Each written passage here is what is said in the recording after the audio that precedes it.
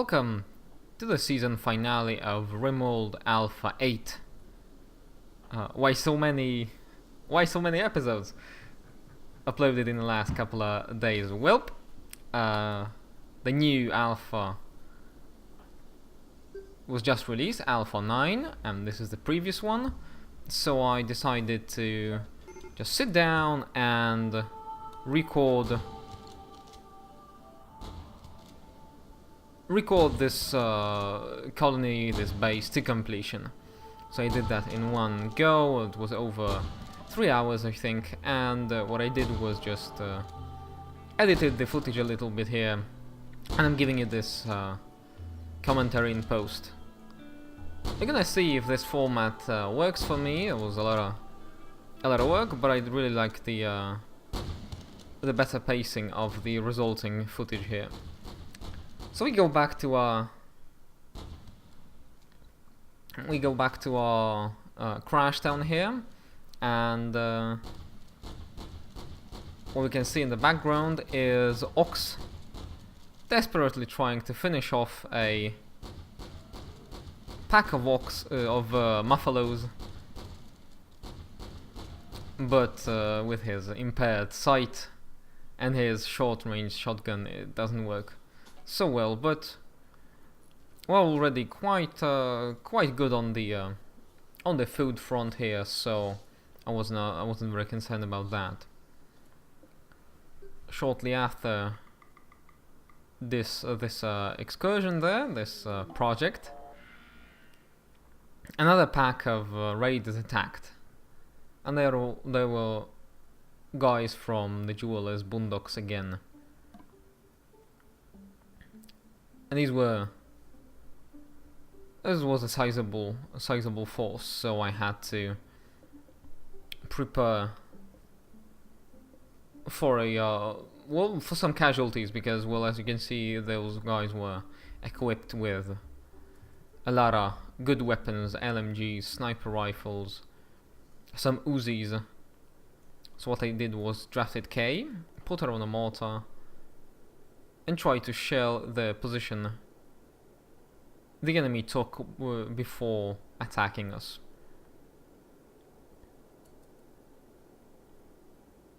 Because, well, this is why I built those mortars there. So here we have a shell right over, and we have a hit. And I didn't realize it actually took out one of the attackers flat out with one shell. I only thought that the hit took out Alyssa's health, who actually escaped. That's pretty cool. Also, I didn't catch that at the time that I was playing. The enemy, if they take too much damage, they actually flee from the raiding party. So this I left quite unedited. Wanted to show you the whole next fight. So this little choke point here would be a nice thing actually to build some defenses. Like, well, hindsight is always 10 out of 10. So I guess maybe next time I'm gonna be more mindful about choke points like this.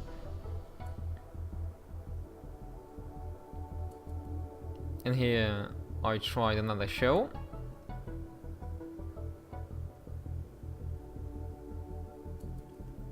I targeted the front of the enemy force to get as many as possible, but the shot went off mark completely, and I decided to put K off the shooting duty, lock the doors,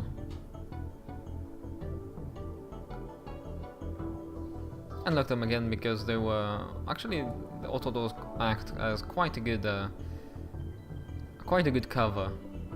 Or at least in this playthrough, they was very serviceable as a cover for my guys. So I took a little time adjusting the positions of my people. Here's a big flaw in my turret placement. They still got the turrets still got quite outranged by the enemy snipers. So all that positioning was quite for naught there. Here we have one guy making a run for our entrance, but Kay is a very good shot, and she took him out very efficiently.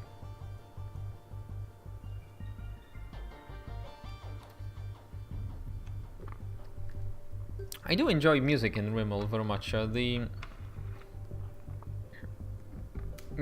fight soundtrack is very well made. I think it does sound like quite a tactical kind of game.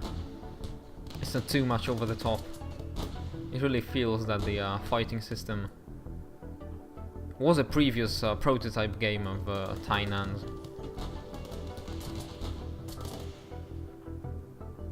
Now we can see Shigeru back there continuing with his tasks. This is why I added a second entrance to the colony in the back. So we can continue with jobs on the other side of the map if we have a situation like this.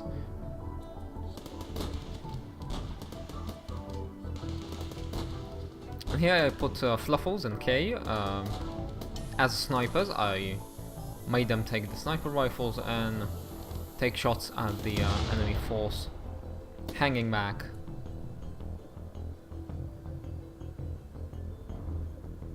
Well, after the destruction of the two turrets, I decided to pull back Kay and the Fluffles as they were no longer needed, and we needed to change the weapons, because as you can see here, Fluffles took a very long time to prepare his weapon. Drafted the Ollie and put him way back there in the main room, just in case the fight is gonna get taken there.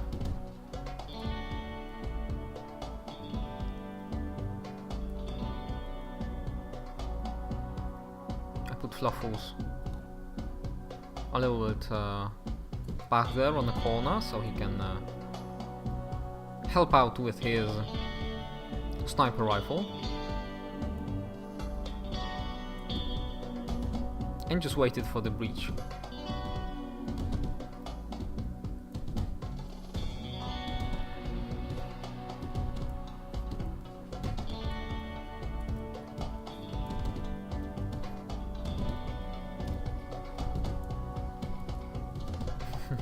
It does look quite amusing how the enemies slide in and out when they're bunched up like this. And here we have a breach, and what I noticed is that the enemies, instead of attacking us, they went for a mortar first. I guess this is the AI prioritizing mortars over our colonists, which is a pretty good thing to remember. But from what I know, Tainan is the developer is changing the AI somewhat in Alpha 9, so we're gonna see how that pans out, if the AI still targets mortars like this, because I think it's quite exploitable to keep your positioning of your weapons like this. And then prioritizing the mortars allowed for me just focusing fire on one at a time, taking them out, and doing it so successfully that they actually flee after destroying my mortars. Here we have Angie trying to get out. Well, he's gonna get shot and punched to death.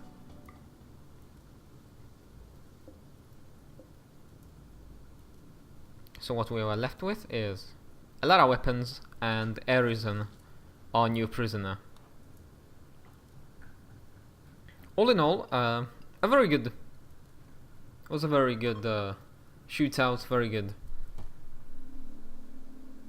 It went very well for us, so I was quite happy about that. And I was really happy about the incendiary launcher, which was left back there up in the plains.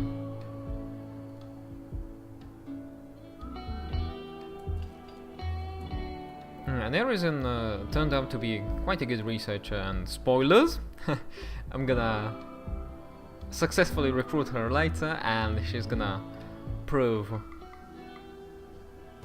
well, instrumental to the future of this colony. Shortly after that fight, I got a bulk trader come in. I got some food, and I got some plasteel.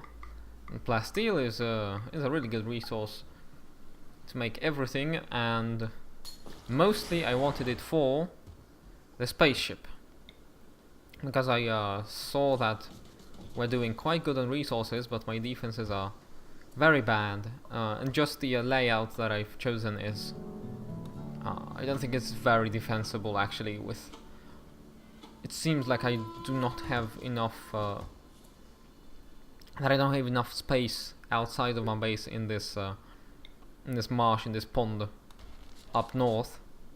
So I decided to focus on slowly but surely proceeding to build a spaceship. And also I thought, of course, that it's gonna be a better it's gonna be better television. It's gonna be a better story if we try to get off this rock instead of stay here forever. I didn't know how much time I had to the next alpha, but from the signs in the sky, it seemed that it was quite a short time from when I played this, so I was in a little bit of a hurry. And here you could see that I discovered some plasteel down there south, and that plasteel is gonna be enough for our whole ship. While trying to unblock the trees, which were blocking the wind turbine, we got a solar flare, so every of our electric devices just stopped working altogether. That wasn't that good. And also, for some reason, my power kept cutting in and out. I haven't figured it out why. Maybe just the was only alleviated by adding more solar panels way later in the playthrough.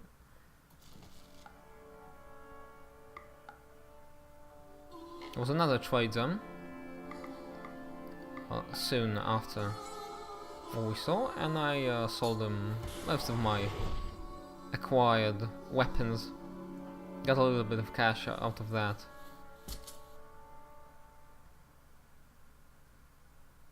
And then Fluffles was very successful in talking to Arisen and managed to recruit her with her sexy power armor helmet.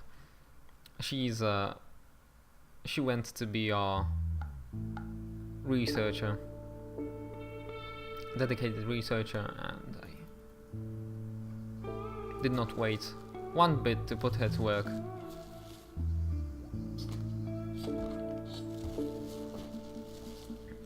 But I didn't actually use that much of the research outside of the spaceship research. She researched our cremation, but from now on I really ran into problems with metal, as I prioritized, well, rebuilding the turrets, rebuilding my power structures. And then a pack of alpha beavers appeared in my base, and alpha beavers, let me tell you, alpha beavers are a pain in the ass. They appear on your map and start eating every tree on the path, and you have to act quick. You have to have a lot of hunters. Basically, well, not basically, just to kill them before they do too much damage to your forests. and probably stifle your growth, especially in the harsh climate that we have here. And now in hindsight, again, hindsight is always the best. I see why my hydroponics farm didn't yield any potatoes. And I wonder if... I'm not gonna say why, because it's very simple, and I actually feel a little bit stupid about making that mistake. If you want to, you can comment. Feel free to post the... how stupid my decisions were, and how stupid I was for being confused about why there are no plants growing, even if there's a light near the basins. And here we have Aaron and Ox bravely working on killing out those alpha beavers before they do too much damage to our trees. Like, look how fast the trees disappear, just and that's it. It's quite annoying, but a nice addition. I think it was the fresh addition to Alpha 8, or at least I haven't seen it in the previous alphas.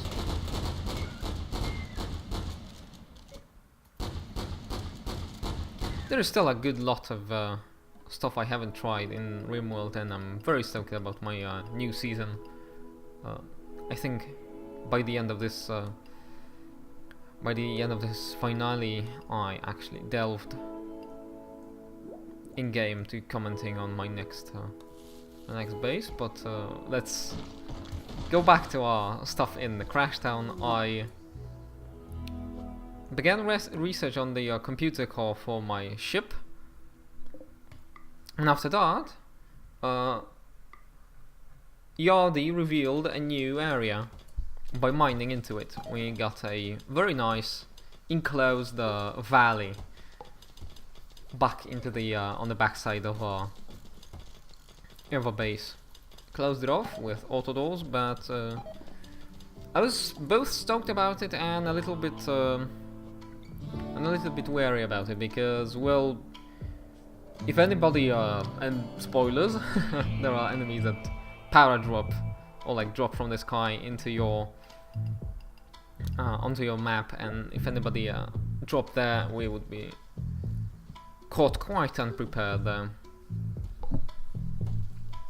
I realized that I need a AI persona core,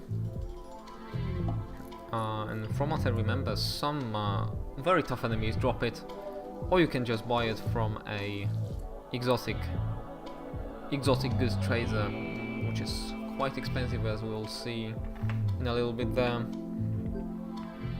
Even with all this silver, which I actually started mining out.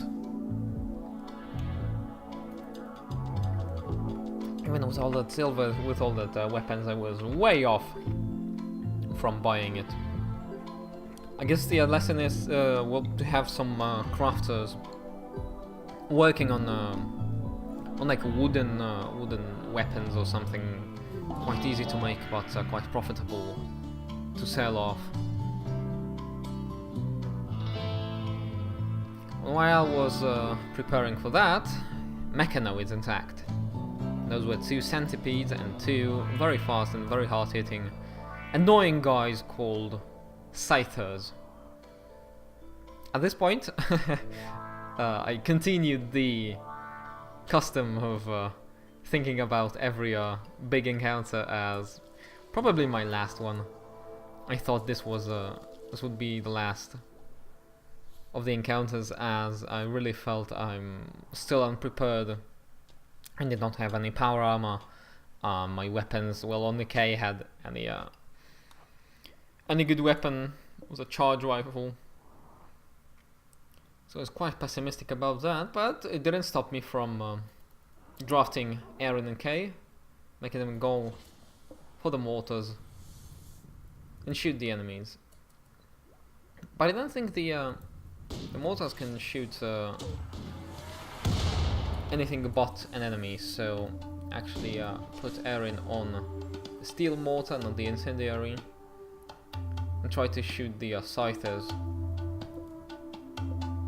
who proceeded to take out my turrets one by one by just outranging it.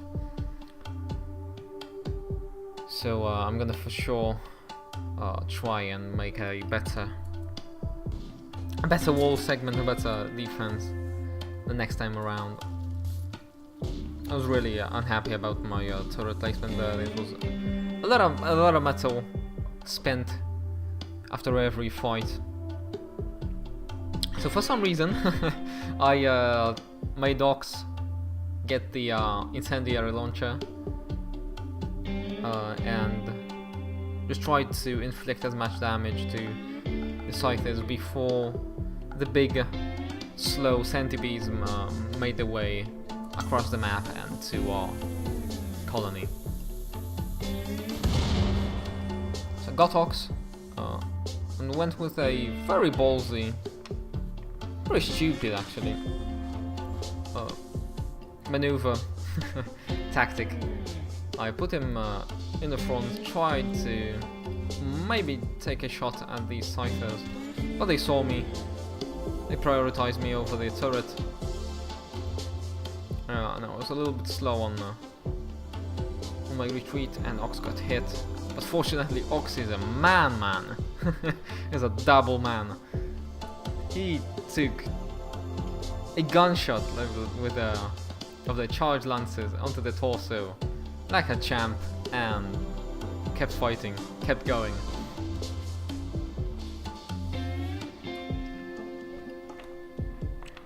It actually, the charged lance of the scyther shot Ox's foot right off, and from now on, Ox just wobbled everywhere.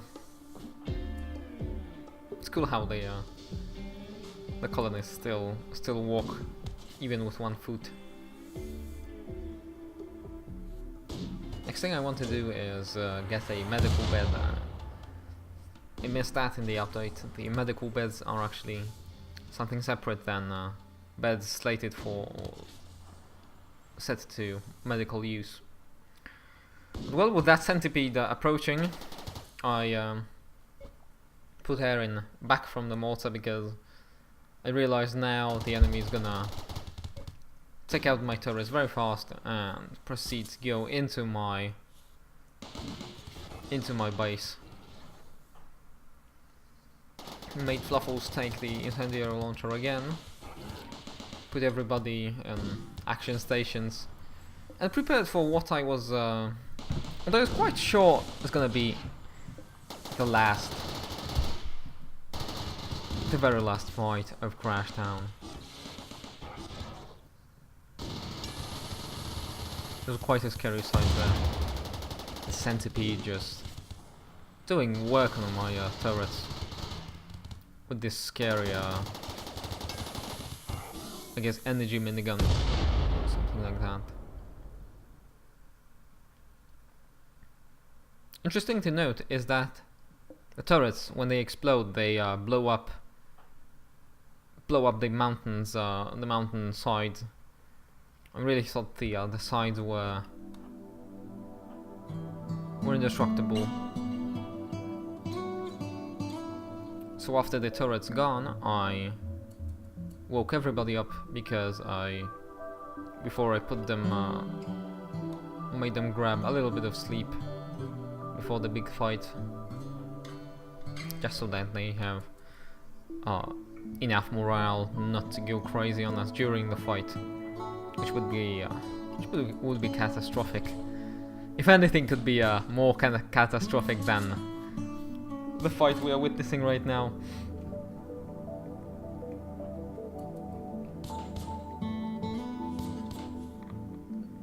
And this is a very scary sight of two scythers trying to break into our base.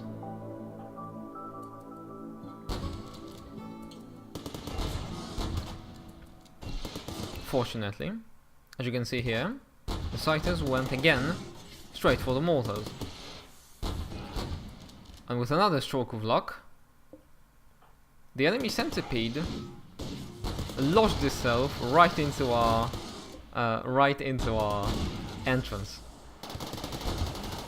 And that meant that its body, positioned behind him, while shooting at us, was actually helping us because it was shooting the enemy centipede right in the back. And that was just what I needed. Speaking of morale, my own morale, not even the computer points of my colonists. That was really what I needed. As you can see, the centipede also tried to get away from us and from its friendly firing body, but the scythers completely destroyed our mortars. Went on to destroy the other turret. And here is another stroke of luck we had.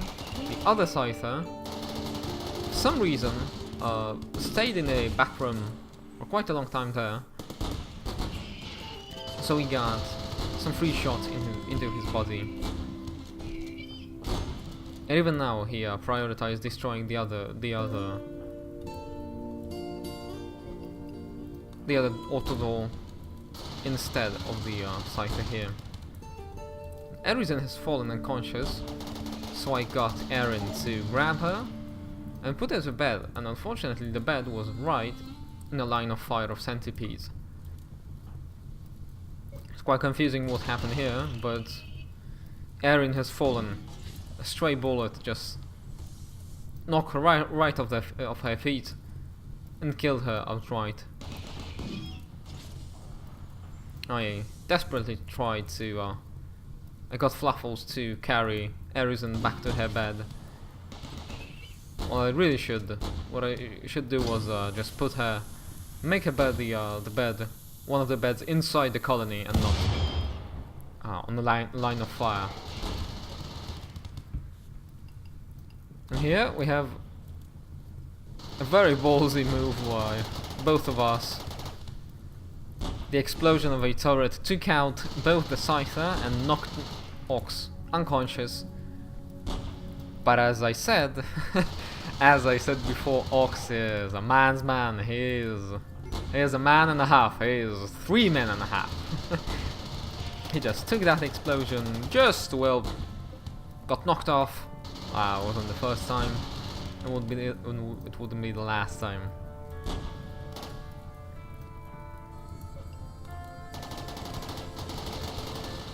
Even with the small wins there, the situation really looked quite grim for us. As the only ones fighting remained Shigeru and Fluffles.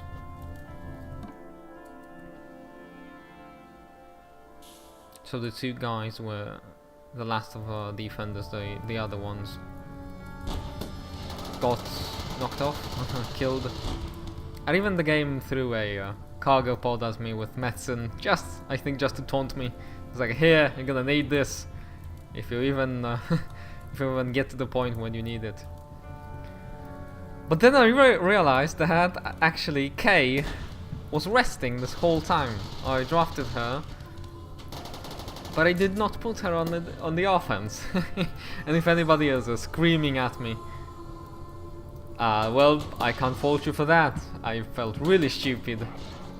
Of course, I got these thoughts of, well, maybe if Kay was there from the beginning, Erin wouldn't die. People always think those thoughts. Where shit goes down. And Kay, well, Kay is Kay. Kay is a beautiful marksman. He's a very good shot, so we actually did incapacitate one of the centipedes. And there's a huge win for us.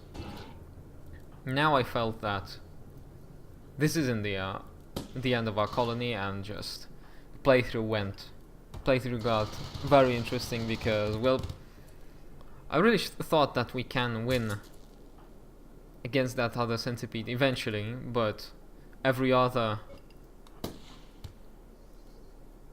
felt like every other encounter we're gonna get is gonna be very interesting one, and our last one because, well, as you can see here, the damage they did to our colony is, well, maybe not irreversible, but it's really hard to repair. As night fell, I ordered Kay and Shigeru to grab sniper rifles and just take pot shots at the other centipede, as it wasn't really with all the turrets and all the mortars gone, it wasn't actually very interested in going inside our base. It just stood out in the snow, stood outside in the snow and just shot us. At this point I was taking everything the game threw at me. I took advantage of every little thing the game was giving me, so I was very happy about that. As there is no ammo in this game, I mean there is no depletion of ammo of handguns, I could just stay back there and take shots, well, as long as possible. It really looked like the cover was quite enough for our guys to stay very safe around these corners.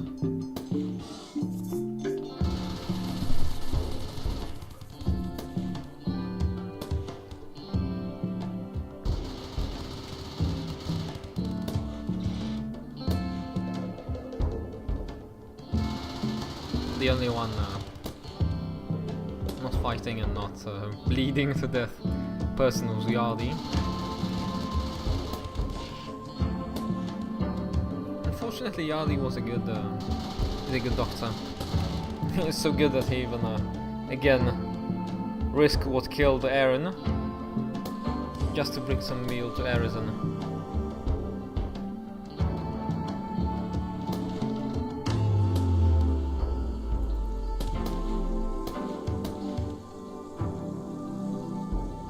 Even the game's soundtrack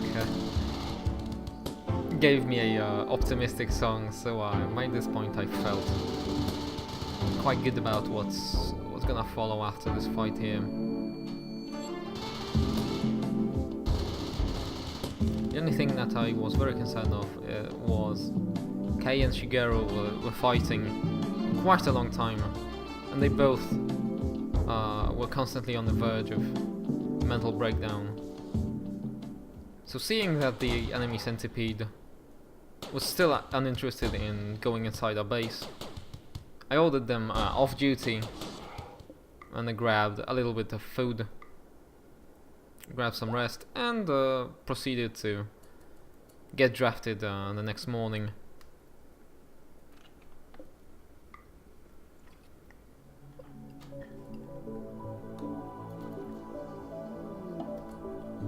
And that's it.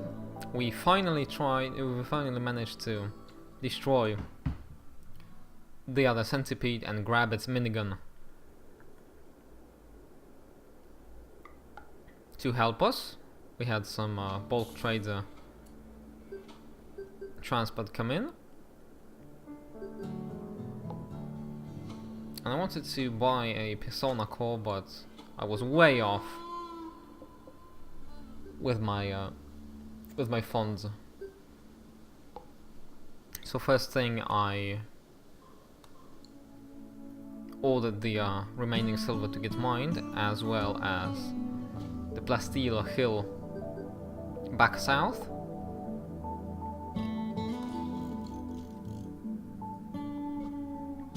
And proceeded to do some restoration works.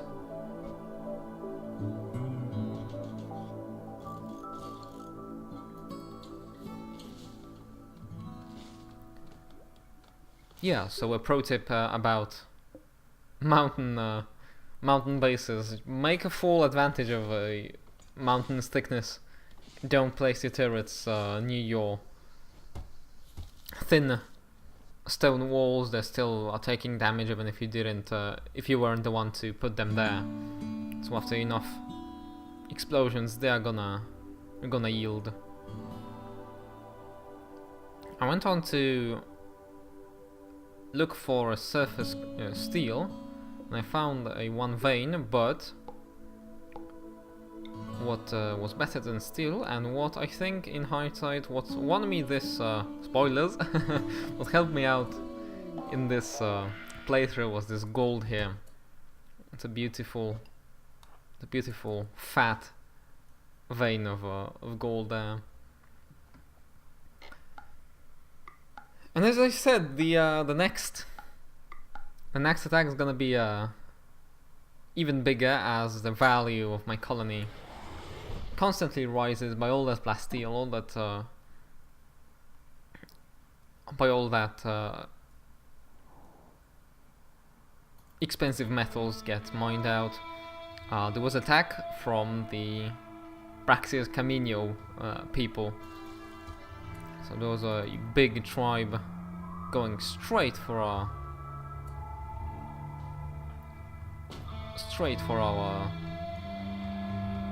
base, and while they are tribes people, so they have archers and melee weapons, they are still, I think, extremely dangerous if they go inside a base and swarm my colonists.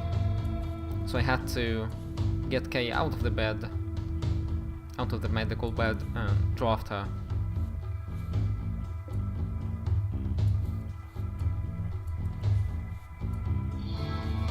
And prepare for the tribes people attacking us relentlessly.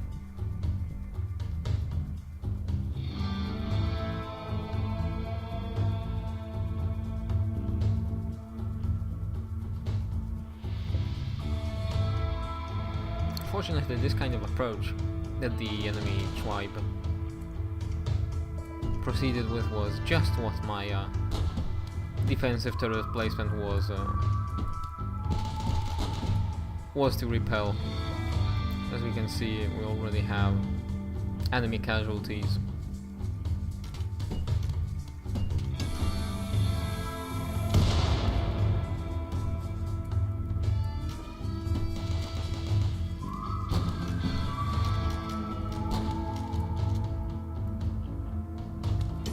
With some micro, I managed to avoid getting attacked with the melee weapons. And here we can see Ox desperately trying to help out, but well, badass. Ox's shooting and Ox's sight is not what it was. So he just put K in the doorway and made her work on the enemies.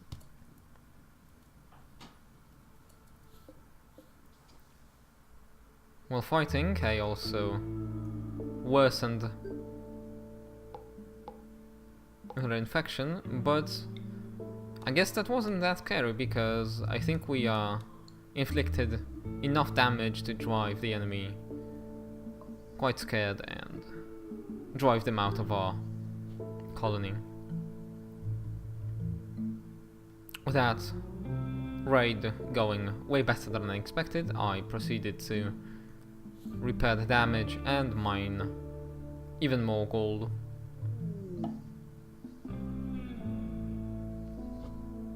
Unfortunately, Kay developed a huge infection in her lung.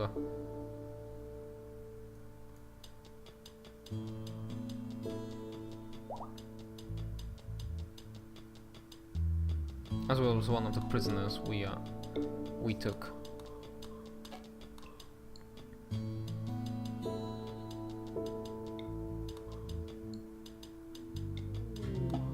But Kay, being a badass, did not care much about her infection. Or maybe she cared, but she got out of it very fast. And when she was ready, I proceeded to mine all this gold back here, just to get the funds we needed for the AI Persona core.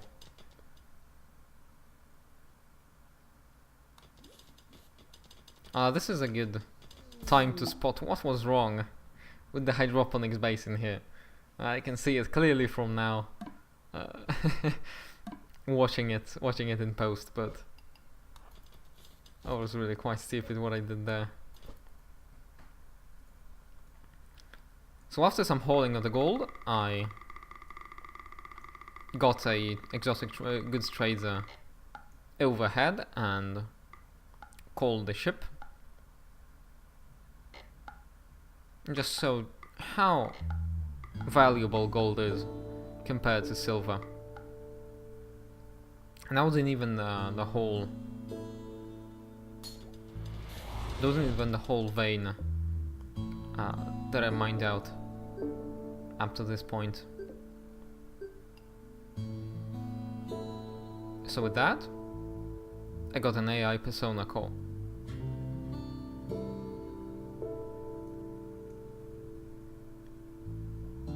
Which meant with some micro of my stockpiles that we can finally begin construction of our ship, and we got just the place to do that. I really recommend taking a look at the stockpile, the different stockpile uses, and prioritizing it correctly. It can really make or break your colony. This little valley proved to be a very good spot to put our spaceship in. Of course, provided if we got no invaders dropping back there, but well, my thinking at the time was that if anybody dropped back into the valley, we would get destroyed one way or another. So I didn't mind as much about that.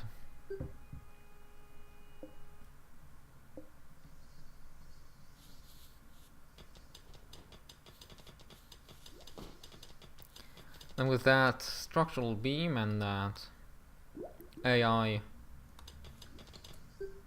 core in place, I realized what's gonna be my biggest problem, which only got the start got reinforced after getting the power generator, the ship power generator researched. I realized that my bottleneck is not actually plasteel, as I had well more than enough of it lying mined out down south there. The bottleneck is was actually steel. And all that rebuilding, all that using up steel on my and rebuilding the turrets and mortars, time and time again. What? It's it got me on a bad spot. So I mined out the rest of the plasteel hill and went on to mine every surface iron I could find on the map. One of the veins being one very close to the entrance, and I seem to recall noticing it very early on the first look at the map layout. And this is March. Now we almost got through the winter, and Ox is beginning the works on the ship. Everybody is quite sick of this cold, uninviting rock they've been living on for the last couple of months. Just surrounded in corpses of their friends and their enemies. This is not a way to live. I think my colonists would agree. So stay tuned. The next one is the last episode of this season, and shit happens, let me tell you. This here, it was nothing. See you in the next episode.